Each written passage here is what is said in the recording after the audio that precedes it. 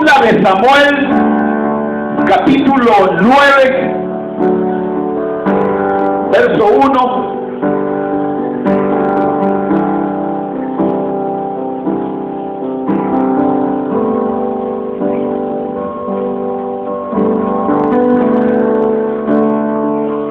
Nos ponemos todos de pie y dice la palabra del Señor: ¿ha quedado alguno de la casa de Saúl a quien haga yo misericordia por amor de Jonatán? Lo leemos una vez más. ¿Ha quedado alguno de la casa de Saúl a quien haga yo misericordia por amor de Jonatán? Oramos a Dios y le decimos: Padre nuestro que estás en los cielos, Señor, en esta hora estamos delante de ti agradecidos por tu presencia, Señor, en nuestras vidas, por permitirnos, Dios, que nuestros corazones te alaben, que nuestros labios pronuncien tu nombre, porque todo nuestro ser te glorifique a ti, el único Dios verdadero. Y en esta hora, Señor, pongo en tus manos estas peticiones que han llegado hasta este púlpito, rogándote, Dios, que tú te glorifiques en la vida, Señor, de cada uno de ellos, que obres, Señor, en sanidad, que obres, Señor, liberando, que obres, Señor, fortaleciendo para la gloria de tu nombre. Tú obras, oh Dios, poderosamente, y tú derramas, Señor, de nuestras vidas misericordia, bondad y amor. Y en esta hora, Señor, cada petición reciba de ti, Señor, el milagro que necesita, y sea glorificado tu santo nombre. Ahora, Señor, háblanos a través de tu palabra. Glorifícate una vez más, Señor, inyectando tu palabra en nuestro corazón, derramando de esa bondad y de esa misericordia que te caracteriza, y cada día, Señor, se añadan los que han de ser salvos para la gloria de tu nombre. En el nombre de Jesús, por quien te damos las gracias. Amén, Señor, y amén. Pueden tomar sus asientos.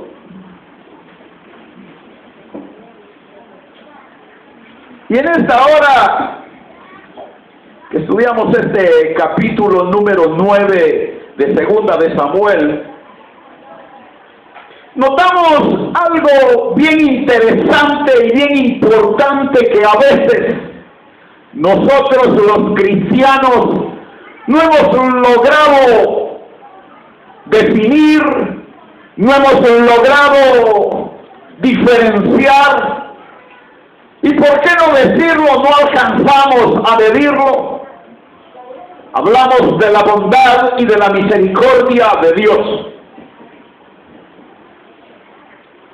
Y a la luz de este capítulo 9, veamos cómo el Señor, viendo la vida de aquel que él mismo había elegido como rey, pero viendo también la descendencia del antecesor de este, que había sido destruida toda su casa, pero solo uno había quedado con vida, y era uno que, si usted lo miraba, podría decir: ¿y de este qué se puede esperar? Aunque era del linaje de los príncipes, pero era una persona lisiada porque había caído y había quedado paralítico de sus piernas, desechado del reino porque ya no tenía linaje, Su vida era un rotundo fracaso. Y como era costumbre en los reinos de aquella época, todos aquellos que ostentaban a reclamar una posición principesca delante del rey, mejor que fuese ejecutado antes de darle oportunidad a que hiciese reclamo alguno. Pero también notamos que a pesar de que David había cometido pecados, no uno sino muchos, como que fuera de la restauración cristiana, su vida era de pecado en pecado y de derrota en derrota. Pero también, ya lo hemos dicho muchas veces, David tenía algo que lo hacía diferenciar entre los demás, y era que tenía un corazón muy grande y se humillaba delante de Dios. Pero también mirábamos pues cómo, a la luz de este capítulo 9, en el cual David busca al último de la casa de Saúl para cumplir una promesa con su fiel amigo Jonatán, al cual le había prometido que nunca dejaría morir la casa de Jonatán ni la estirpe de Jonatán. Y David iba siguiendo los pasos que Dios le había trazado y había tomado control sobre todos los pueblos enemigos, pero nunca, oiga esto, nunca su corazón se engrandeció sobre los demás, sino que su corazón siempre estaba dispuesto a servir y a darse el todo por el todo en beneficio del pueblo de Israel y en beneficio de aquel que lo necesitara. Como decía, se habla en este capítulo de Mefiboset. No sé si alguno de ustedes ya ha leído este capítulo 9, donde se habla de Mefiboset, el último de la casa de David, el último del linaje del rey Saúl, pero que estando impedido, él se sentía, se había ido al destierro, se había retirado, y temía que en cualquier momento lo llamaran para condenarlo y para ser ejecutado. Lo que es notorio en parte es su impedimento, porque a Mefiboset su impedimento, el impedimento de sus piernas, le había puesto muros, le había puesto el que pudiese transportarse, moverse o ejecutar cualquier acción. Y si nosotros lo vemos a la luz de nosotros mismos, también nosotros tenemos impedimentos que no nos dejan movernos, impedimentos que nos detienen, impedimentos que no nos dejan actuar ni obrar en aquellas cosas que nosotros debemos de actuar. Y que muchas veces nos hemos sentido hasta con deseos de retroceder. ¿Hay alguien que se haya sentido así? No, todos no necesitan de Dios, son mejores que Él. Porque yo sí ya lo he sentido. Yo he sentido muchas veces cuando el apretar es demasiado fuerte y uno lucha y busca por un lado y busca por el otro y todo sale mal y uno a veces piensa de que Dios ya se retiró de mí, algo malo debía haber hecho. Pero no es que haya hecho algo mal, es que su vieja naturaleza no le permite a usted a veces actuar. A tal grado que usted a veces hasta se olvida de Dios y se olvida quién es el que está con usted. Pero oiga esto, Dios que es grande en misericordia. ¿Oyó, iglesia? Dios que es grande en su bondad. Dice que Él no anda viendo los impedimentos de su pueblo, sino anda viendo los corazones constritos y humillados para extender su misericordia, para derramarse sobre cada uno de aquellos que le buscan en espíritu y en verdad. Gloria sea para siempre al Hijo de Dios. Es por ello que, a la luz de este capítulo 9, verso 1, queremos ver lo que concierne a la bondad de Dios y su misericordia. Oye, iglesia, la bondad de Dios y su misericordia. La Biblia establece que David había cometido tantos y tantos errores que era imposible, aparentemente a la luz de los hombres, que pudiese tomar ventaja y poderse actuar en beneficio de Dios. Sin embargo, David continuaba adelante y seguía buscando esa misericordia de Dios y esa bondad de Dios porque él había experimentado.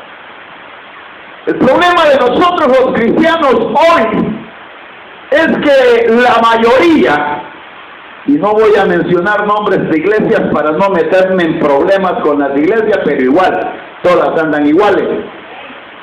Somos cristianos de nombre, somos cristianos light, somos cristianos que andamos buscando mejorías, pero no hay cristianos que derramen misericordia. Si nos pudiésemos a contarlos, si llegamos a 10 es mucho. ¿Pero por qué? Porque no hemos experimentado el vivir de Dios en nuestras vidas. No hemos saboreado esa misericordia de Dios en nuestras vidas. No hemos valorado lo que es el sacrificio divino en nuestras vidas. Entonces nosotros caminamos como zombies. Donde al pastor se le ocurre, ahí va toda la monigotada detrás. Pero ni uno vive experiencia con el Señor. Quiera Dios que la restauración cristiana cambie el curso de las cosas y se goce en Cristo, viva para Cristo, disfrute a Cristo, goce en la presencia del Señor y se dé cuenta que tiene un Cristo glorioso que vive y vive para siempre. Gloria sea para siempre al Hijo de Dios. Bendita sea su misericordia, bendito sea su amor, que ha llenado nuestras vidas y que no miró los impedimentos que nosotros teníamos, algunos de carácter, otros de piernas, otros de manos y otros todo. Pero todos tenemos impedimentos en nuestras vidas. Algunos físicos, otros morales, otros espirituales y otros son vivos pero están muertos. Sin embargo, Dios te está tendiendo la mano. Dios quiere bendecirte. Dios quiere derramar misericordia sobre ti. Dios quiere desbordar sus bondades en tu vida. Gloria sea para siempre al Hijo de Dios. Decíamos pues de que este capítulo hace un contraste, el capítulo 9, porque habla de la vida de Mefiboset, un hombre paralítico, un hombre lisiado, un hombre desechado del reino, un hombre que ya para Israel no valía nada y solo esperaba condena, y que David buscaba a Mefiboset para cumplir una promesa que le había hecho a su fiel amigo Jonatán. Si ustedes han leído el libro primero de Samuel, allá por el capítulo 20, van a leer sobre la vida de Jonatán, el hijo de Saúl, con el cual David, antes de ser rey, estableció un pacto en su juventud. Gloria a Dios por los jóvenes, y ojalá cambien su forma de ser y sigan cada día hacia adelante buscando esa cobertura de Dios. Pero en su juventud, David había establecido un pacto con Jonatán, en el cual Jonatán trataba de cubrir la vida del rey David, porque ya saben que Saúl le quería dar jaque, porque no le agradaba el hecho de que ya lo habían desechado a él como rey y habían buscado un sustituto, y Dios había buscado al más chiquito y al más inútil para que fuese el segundo rey de Israel. Y tampoco le agradaba el hecho de que se cantasen canciones en Israel que dijese el pueblo entero: Saúl mató a 1000 y David mató a sus 10,000. O sea, como que le hería el ego, como que le hería el orgullo. Ese es el problema de los orgullosos, que cualquier palabra los hiere y cualquier palabra los mata. Y Saúl andaba buscando a David para matarlo, y encontrándose con Jonatán, el hijo de Saúl, Jonatán cubrió su vida y lo protegió, y establecieron pacto entre Jonatán y David, a tal grado que se oyen palabras como esta: y no apartarás tu misericordia de mi casa para siempre, dice Jonatán, cuando Jehová haya cortado uno por uno los enemigos de David de la tierra. No dejes que el nombre de Jonatán sea quitado de la casa de David.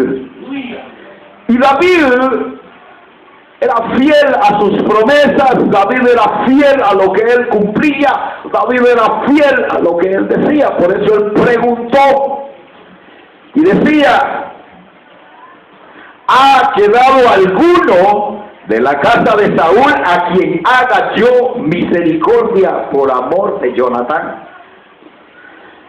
Lo importante de esto no es tanto la acción de David sobre Jonatán o la acción de David sobre Mefiboset, sino la acción de Dios sobre nuestras vidas. Esa bondad de Dios que caracteriza, en que está viendo las debilidades del ser humano, está viendo las incompetencias del ser humano, está viendo el fracaso del ser humano, y en lugar de hacer lo que hace el resto del ser humano, de querer hundir a los demás, porque esas son nuestras vidas allá afuera, que el más grande se quiere devorar al más chico y el más poderoso quiere pisotear al más pequeño porque él se siente orgulloso de hacerlo. Pero Dios, que es el más poderoso del universo, no hace eso. Al contrario, Dios derrama su misericordia y Dios obra sobre tu vida, porque a Él le place derramar esa misericordia y traerte a este lugar para que tú alabes su nombre, glorifiques su nombre y te sientas dichoso en su presencia. Decía pues que vamos a ver lo que es la bondad y la misericordia de Dios, y cómo, a pesar de los impedimentos, y cómo, a pesar de que yo ya me siento destruido y que ya no hay nada que yo pueda hacer por mi vida, Dios tiene la última palabra para ti. Y Dios te dice: aquí estoy yo contigo. Yo quiero derramar misericordia. Yo quiero extender tu vida. Yo quiero sacarte del problema que tú tienes. Muchas veces nosotros nos hemos sentido entre la espada y la pared. A veces nuestro problema ha sido demasiado grande que ya nosotros no hayamos qué hacer. Para aquellos que han tenido una enfermedad como su servidor, que ya el médico le dijo: ya no hay nada que hacer, tu vida tiene tantos días, y si te cuidas bien, y si no, pues nos tomamos el café más rápido. Y muchas veces nosotros hemos dicho: ¿y entonces dónde está ese Dios al cual yo muchas veces le he clamado y le he pedido y no me escucha? Pero ten en cuenta en una cosa: Dios te está escuchando. El que debe tener fe eres tú, y el que debe de creer eres tú, y el que debe de estar seguro eres tú de que ese Dios que has estado clamando vive y vive para siempre, y quiere tenderte la mano para que tú te agarres de Él. nosotros vemos los primeros versículos del 1 al 6 de este capítulo 9, encontramos eso precisamente, el hecho de que vemos cómo Dios derrama su misericordia y cómo el Señor, a través de David, empiezan a buscar a Mefiboset, una persona que era el último de la casa de David, lo repito, era el último de Jonatán, era el último que había quedado de ese linaje de Saúl, pero que hoy el rey David quería honrar. Y él busca a un servidor que él tenía llamado Siba para que éste fuese y buscase y pregunta: ¿hay alguno del linaje de Saúl o del linaje de Jonatán a quien yo pueda derramar misericordia? Y Siba le dice: sí hay uno, pero es un pobre diablo que no sirve para nada. Es una persona impedida. ¿Ya ha oído usted cuando alguien describe a otro que tiene problemas? Y uno se siente orgulloso de abrir la bocota y empieza a decir: no, sí, mi hermano, es lo peor, mira, que se está acabado el tipo, no trabaja, no hace, no toma, está enfermo, se está muriendo, el pobrecito, es un pobre diablo. Así nos expresamos nosotros de nuestro hermano, olvidándonos del segundo mandamiento de Dios que dice: amarás a tu prójimo como a ti mismo. Y Siba empezó a decir: sí, hay uno que allá está tirado, el pobre, está impedido de las piernas porque se cayó y quedó paralítico de ambas piernas, no se puede mover. ¿Qué puedes hacer tú por él, rey? Pero David llevaba un propósito. David había hecho un juramento. David había hecho un pacto, y los pactos se respetan, los pactos se cumplen, y los votos, cuando usted los hace, debe de cumplirlos al pie de la letra, máxime si esos votos son delante de Dios. Que hoy parece que hacer votos delante de Dios es una cosa común y corriente, porque yo le digo a usted: mire, en el nombre de Jesús yo voy a hacer tal cosa y prometo. Recibo el beneficio del que primero me olvido es de Dios, y después a usted si lo vi ni me acuerdo, porque eso está pasando ahora en el mundo cristiano. Hacemos promesas que no cumplimos, hacemos peticiones que no llevamos a feliz término, comprometemos nuestra palabra, pero como nuestra palabra es igual que como el viento sale volando, así vuelan nuestras palabras y no cumplimos con ellas. Pero David tenía un defecto: cumplía su palabra. Él había establecido un pacto y él iba a cumplir ese pacto. Y él preguntaba por el linaje de Saúl, y aunque le estaban diciendo que había un hombre impedido, dijo: tráiganlo delante de mi presencia. Cuando lo vio, probablemente Mefiboset pudo haber sentido: hoy me matan. Porque esa era la ley en aquel tiempo. Ese era lo que cumplían todos los reyes siempre, que cada vez que había un cambio de rey, el que llegaba empezaba a barrer con toda la casa del anterior, para que no hubiese nadie reclamando trono, ni hubiese nadie interponiéndose en los propósitos del nuevo rey. Y Mefiboset, en su impedimento, pudo haberse sentido el más desgraciado sobre la tierra. Imagínense, príncipe sin privilegios, todo su linaje determinado, impedido de las piernas.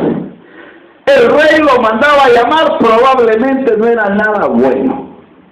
No había nadie que lo acuerpara, nadie que se pusiese delante de él. Lo lógico era que él esperara morirse. Y Y cuando el rey lo mandó a llamar, llegó a la presencia del rey y el rey lo mira y ve sus actitudes. Mire qué precioso es esto. El rey David mira actitudes. Mira a un príncipe lisiado, a un príncipe derrotado, pero este llega ante el rey, se humilla delante del rey, se postra delante del rey, pide clemencia delante del rey. Muchas veces nosotros hemos venido a este lugar, hemos estado delante del rey, y el primero que nos ha valido es el rey. Venimos acá como que vamos a una cancha, cumplimos el espacio religioso y ni reverencia le hacemos a ese Cristo glorioso que está delante de nosotros.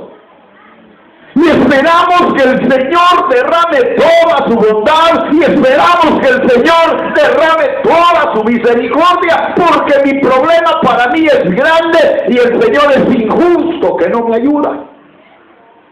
Pero no tenemos ni la más mínima perspicacia para agachar nuestra cabeza y decirle: Señor, aquí estoy. Soy un derrotado. No puedo hacer nada. Estoy impedido, Señor. Solo miro muros enfrente. Tengo un orgullo más grande que toda la tierra y un ego, Señor, que no puedo conmigo. ¿Alguna vez usted ha llegado a la presencia del Señor expresando todo lo que usted es? No, si al contrario nos escondemos, andamos como los novios con las novias. Llegamos donde la novia y nos presentamos como la octava maravilla del mundo porque escondemos nuestras manos, escondemos todos los defectos. El problema es cuando se van de luna de miel, lo primero que sale son las garras de ambos, porque los dos son igualitos. Y así venimos acá, buscando querer engañar a Dios, buscando que Dios se apiade de nosotros, pero que no mire los defectos que tenemos. Y el problema es que nuestros defectos se miran a distancia. El único que no los mira es usted mismo.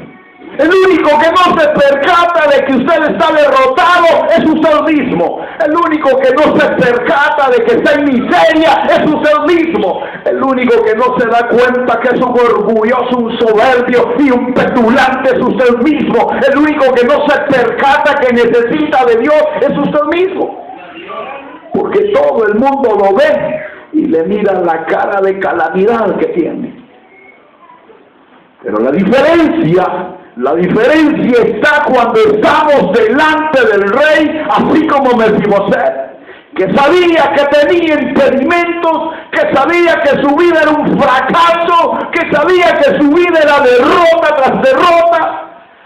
Pero al llegar a la presencia del rey se humilló, al llegar a la presencia del rey se postró delante del rey clamando misericordia.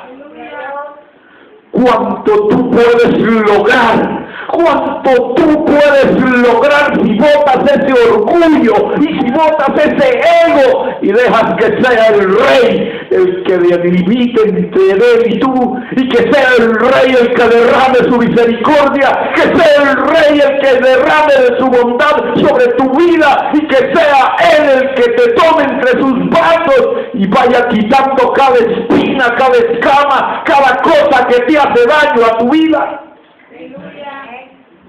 ¿Cuántas veces vamos a entender que Dios no ha venido a esta tierra a buscar letrados, no ha venido a esta tierra a buscar, qué sé yo, personas podridas en dinero, no ha venido a buscar reyes, ni ha venido a buscar gobernantes?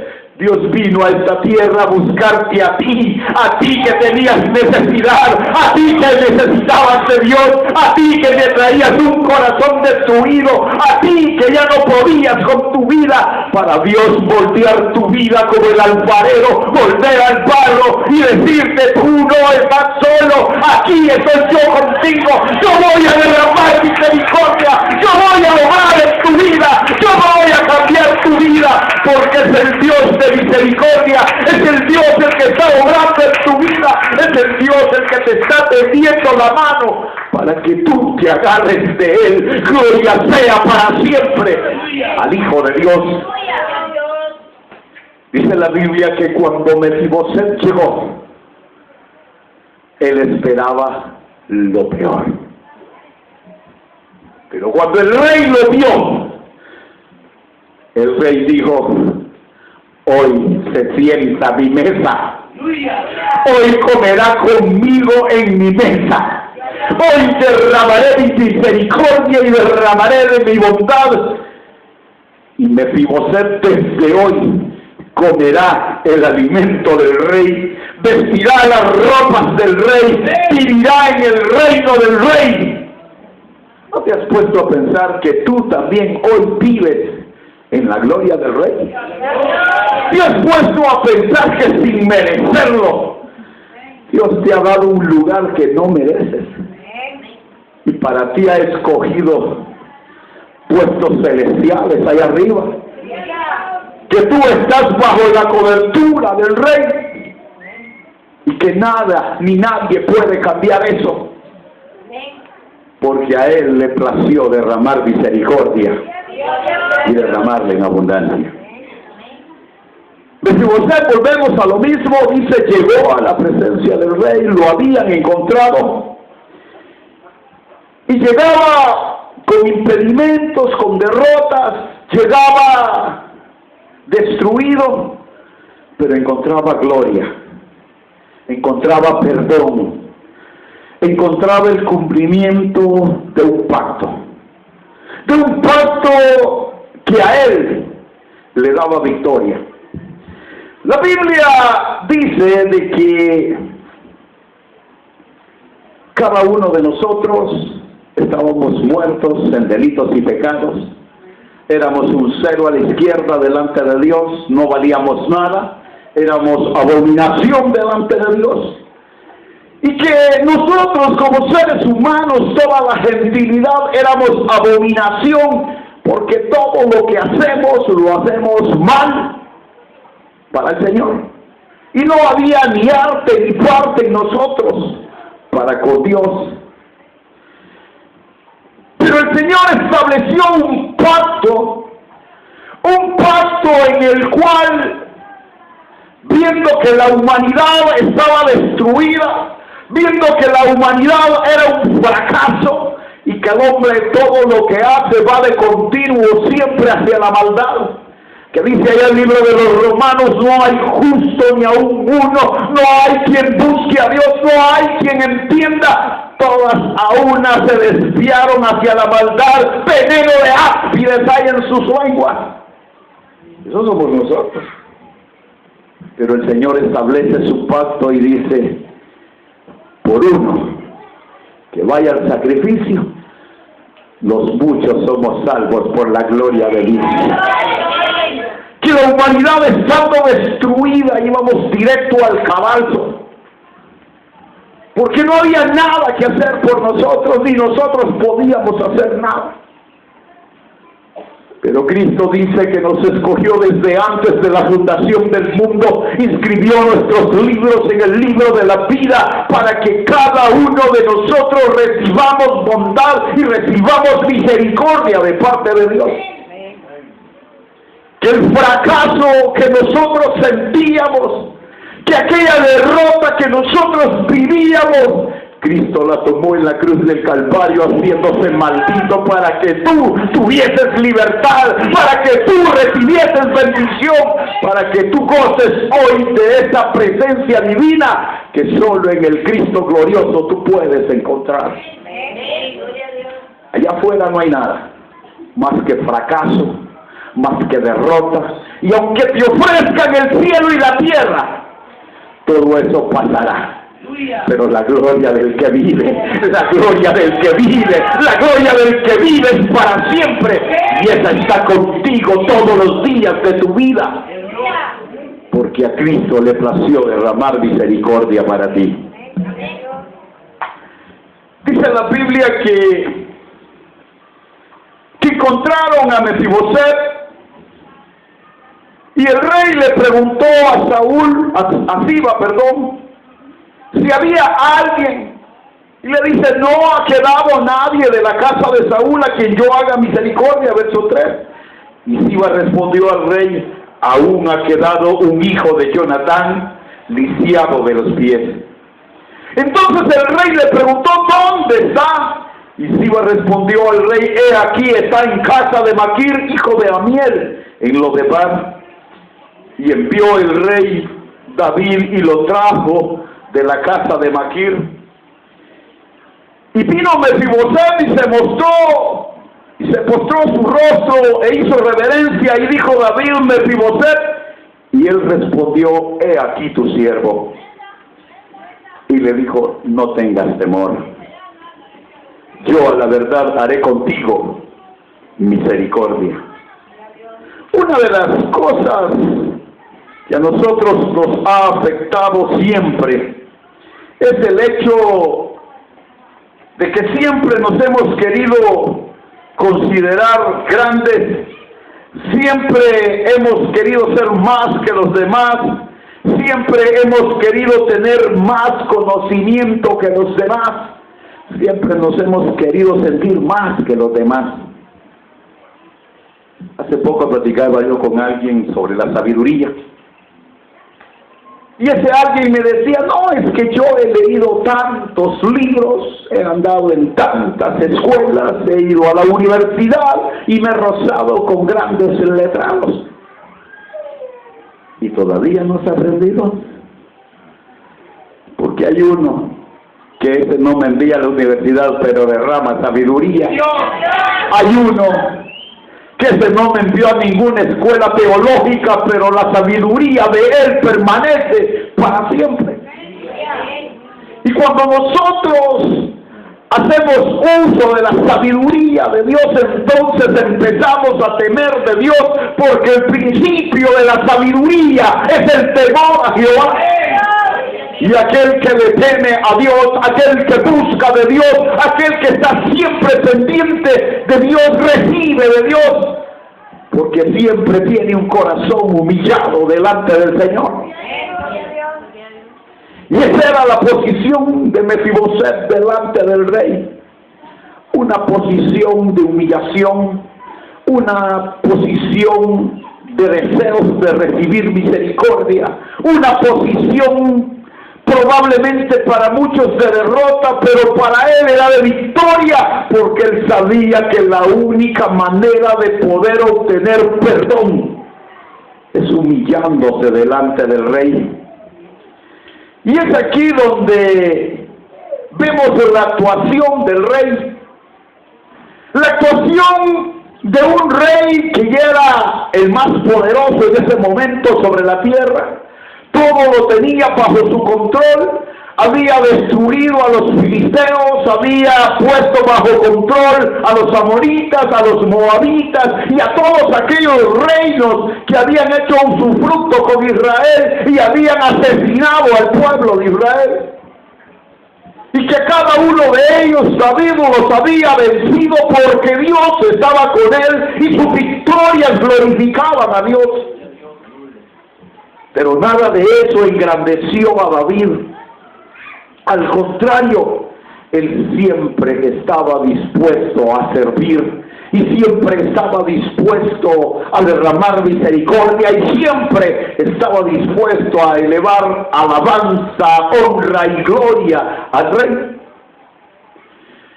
¿Cuánta victoria no tendríamos nosotros si bajásemos siquiera un 10% del orgullo que envenena nuestra alma? Nos pusiésemos con un corazón dispuesto para Dios, para que ese rey sea alabado, para que ese rey sea glorificado, pero para que ese rey, su misericordia la vuelve sobre nosotros y nosotros recibamos de él cada día, glorificando su nombre.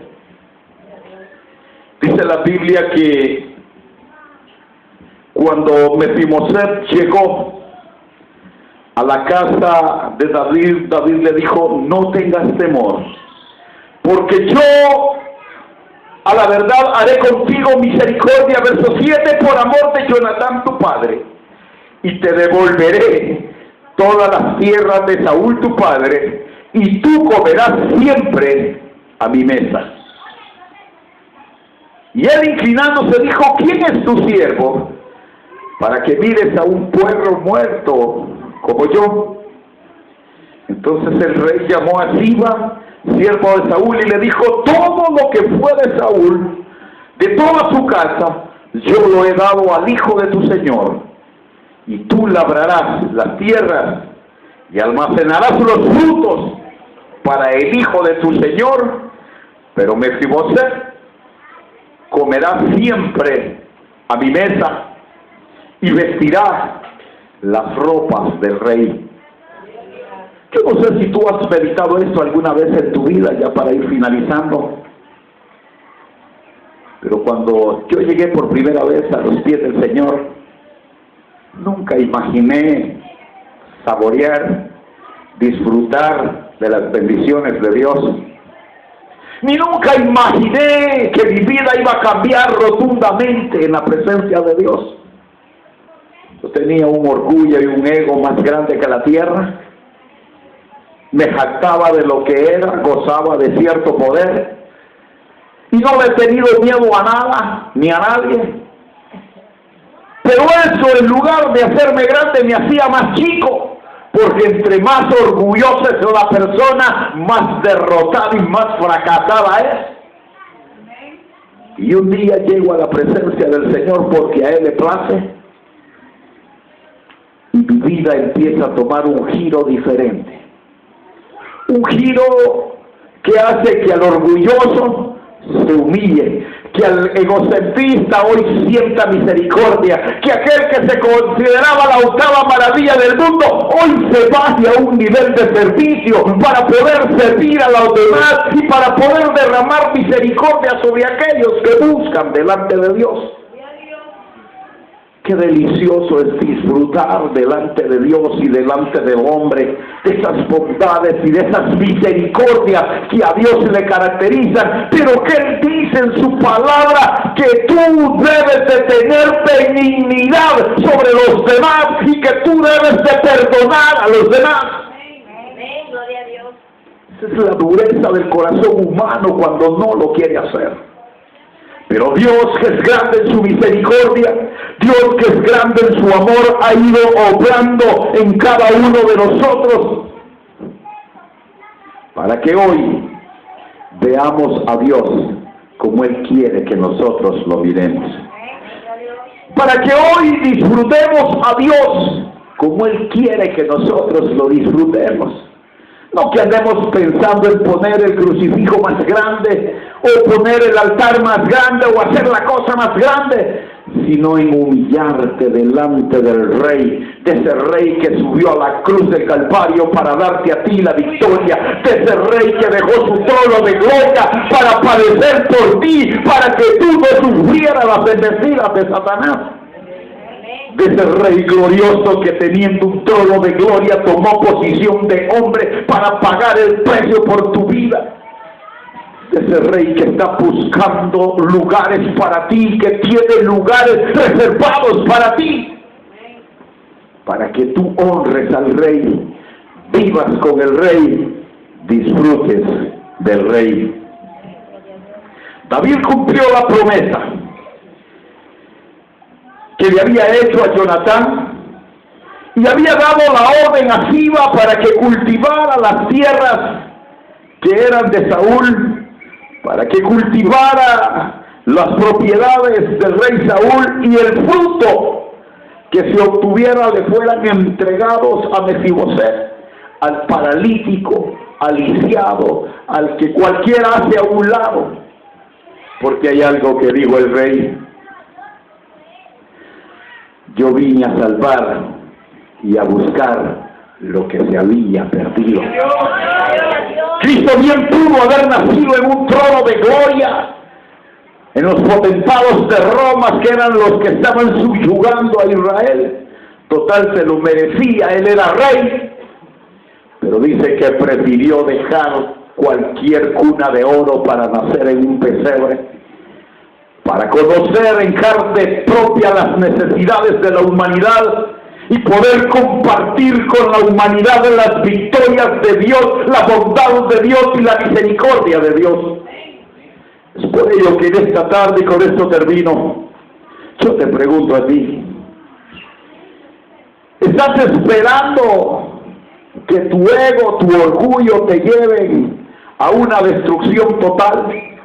Estás esperando a que tu vida llegue hasta lo más profundo del límite, hasta donde puedas llegar, para darte cuenta que necesitas del Rey. Estás esperando como el hijo pródigo que llegó hasta anhelar la comida de los cerdos que no era de él. ¿O quieres darte cuenta que el Rey te mandó a llamar? ¿Quieres darte cuenta que el Rey te está tendiendo la mano? ¿Quieres darte cuenta que el Rey te está ofreciendo un lugar en su mesa? Y que el Rey te está diciendo que tus ropas tú las vas a vestir. Que la iglesia del Señor se vestirá de lino fino y estará en la presencia de Dios. ¿O quieres seguir en la derrota de tu vida y probablemente el día de mañana no tengas lugar de arrepentimiento? Yo quiero invitarte en esta hora a que cierres tus ojos y que dejes que sea el Señor el que obre en tu vida. Yo no sé cómo tú has venido. Yo no sé cuál es tu necesidad. Yo no sé cuál es tu impedimento.